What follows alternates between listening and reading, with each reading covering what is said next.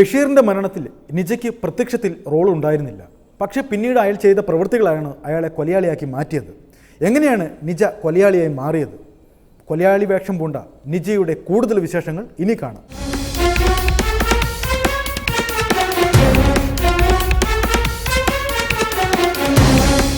രാത്രിയോടെ ബഷീർ വീട്ടിൽ നിന്നും ഇറങ്ങി.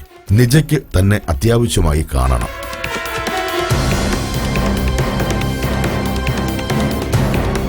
അവൻ എന്തോ അപകടത്തിൽപ്പെട്ടിരിക്കുന്നു.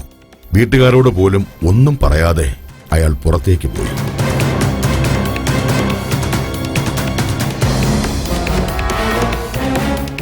നിജ ഫോൺ വിളിക്കുന്നത്, ഫോണിലുണ്ട്, വിളിച്ച നമ്പറും സമയമെല്ലാം ഉണ്ട്. അങ്ങനെ നിജമായിട്ട് എന്തോ ഇതിനു മുമ്പേ സംസാരിക്കേണ്ട എന്തോ വിഷയം ഉണ്ടായിരുന്നായിരിക്കാം, അറിയില്ല. അങ്ങനെ നിജ വിളിച്ചനുസരിച്ചാണ് പാപ്പനങ്ങോട്ട് പോയത്. പാപ്പനങ്ങോട്ട് പോയി അവിടെ വണ്ടി വയ്ക്കുകയും നിജയുടെ വണ്ടി കയറിയാണ് പുള്ളി യാത്ര ചെയ്തിരിക്കുന്നത്. പിന്നെ എവിടെ പോയി ഒന്നും പറഞ്ഞിട്ടില്ല.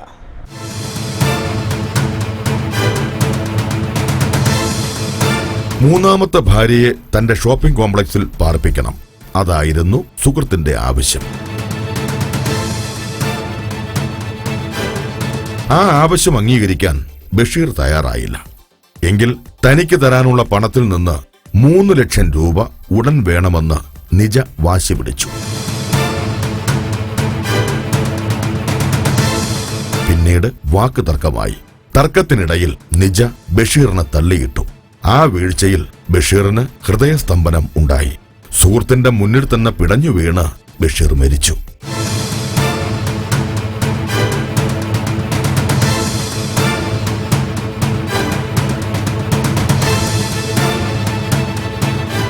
മൂന്ന് കാരണം പറഞ്ഞേക്കുന്നത് ഇപ്പോൾ റിപ്പോർട്ട് വന്ന അനുസരിച്ചുള്ള കാര്യങ്ങളാണ്. സത്യം എന്താണെന്ന് നമുക്കറിഞ്ഞൂടാ. അതായത് ഒന്ന്, ഈ പെണ്ണിനെയായിട്ട് ഇവിടെ അന്നത്തേക്കെങ്കിലും സൗകര്യപ്പെടുത്തിയിട്ട് വേറെ വീടെടുക്കുന്നിടം വരെ സൗകര്യപ്പെടുത്തി താമസിപ്പിക്കണം. 2, പിന്നെ അല്ലെങ്കിൽ ബഷീർ വിചാരിച്ചാൽ വീടെടുത്ത് കൊടുക്കാൻ പറ്റും. ഇല്ലെങ്കിൽ 3 ലക്ഷം രൂപ സഹായിക്കണം. ഈ 3 ലക്ഷം രൂപ പൈസ കൊടുക്കാനുള്ള ഒരാൾ 3 ലക്ഷം രൂപ സഹായിക്കാൻ സഹായം എന്തായാലും ചോദിക്കത്തില്ലല്ലോ. അവൻ്റെ സഹായം എന്നുള്ളത് 3 ലക്ഷം രൂപ കൊടുക്കണം എന്ന് പറയുമ്പോൾ 3 ലക്ഷം രൂപ ബഷീർ കൊടുക്കാനില്ല. കൊടുക്കാൻ അവന് നേരത്തെ അവർ തമ്മിലുള്ള ഇടപാടോ കാര്യങ്ങളോ ഉണ്ട്. അങ്ങനെ കൊടുക്കാനുള്ള കാര്യം ഇന്നാരുടെ പൈസ കൊടുത്തുന്ന ഈ ബഷീർ ഒരു 20 ലക്ഷം രൂപ ഈ അടുത്ത സമയത്ത് ബാങ്കിൽ നിന്ന് ലോൺ എടുത്തിട്ടുണ്ട്. ലോൺ എടുത്ത സമയത്ത് ഇടപാടുകളെല്ലാം തീർത്തെന്ന് പറഞ്ഞു കഴിഞ്ഞാൽ ഇനി അതുകൊണ്ട് ഇടപാട് തീർന്നില്ല. അത് എന്നിട്ട് ഇന്ന ഇടപാട് അവർ വൈഫുമായിട്ട് ചർച്ച നടത്തുമല്ലോ.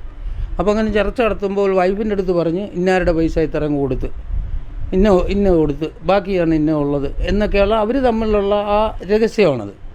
അപ്പോൾ നമ്മുടെ അടുത്ത് പറയുന്ന കാര്യമാണിത്.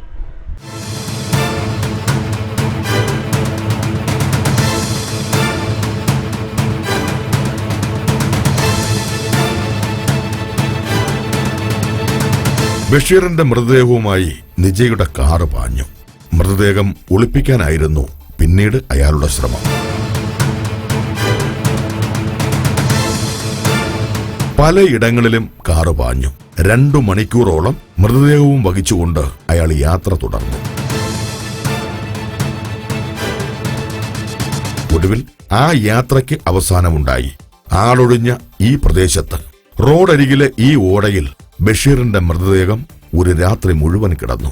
ഒരു വ്യവസായ പ്രമുഖന്റെ ദാരുണമായ അന്ത്യം.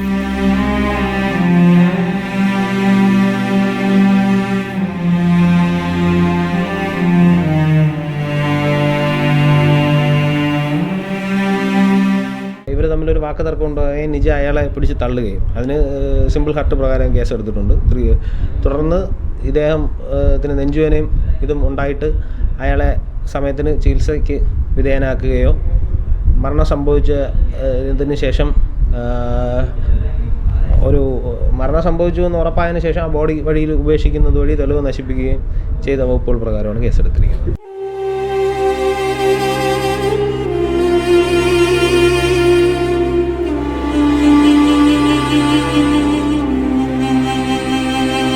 ബഷീറിന്റെ വരവും പ്രതീക്ഷിച്ചുകൊണ്ട് ഒരു കുടുംബം ഇപ്പോഴും കാത്തിരിക്കുന്നു.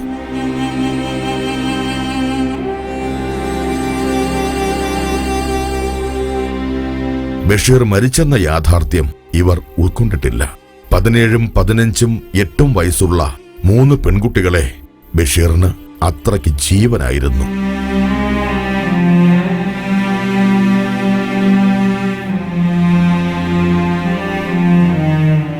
ഉപ്പ ചിരിച്ചുകൊണ്ട് വാതിൽ തുറന്നു വരുന്ന കാഴ്ച ഇവർ സ്വപ്നം കാണുന്നു.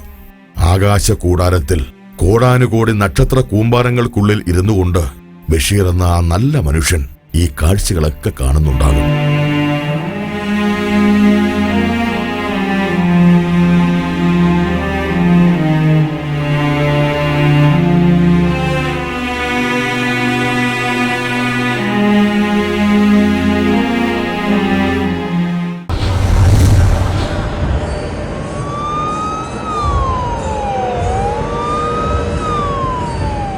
ഈ സംഭവത്തിൽ പോലീസ് പറയുന്ന ഒരു യാഥാർത്ഥ്യമുണ്ട്. ബഷീർ മരണപ്പെട്ടപ്പോൾ തന്നെ നിജ പോലീസിൽ റിപ്പോർട്ട് ചെയ്തിരുന്നുവെങ്കിൽ ഒരുപക്ഷെ ഈ കേസിൽ നിന്ന് തന്നെ അയാൾക്ക് രക്ഷപ്പെടാമായിരുന്നു. പക്ഷേ നിജ ബോധപൂർവം ഈ സംഭവം മറയ്ക്കുവാൻ ഒരു ശ്രമം നടത്തി. ഈ ശ്രമമാണ് അയാൾക്ക് പിന്നീട് വിനയായി മാറിയതും. ദുരൂഹത തുളുമ്പുന്ന മറ്റൊരു സംഭവത്തിൻ്റെ പിന്നാമ്പുറങ്ങൾ തേടി ഞങ്ങൾ വീണ്ടും യാത്രയാവുകയാണ് മറ്റൊരു നാട്ടിലേക്ക്, മറ്റൊരു സത്യത്തിൻ്റെ പിന്നാമ്പുറങ്ങളിലൂടെ.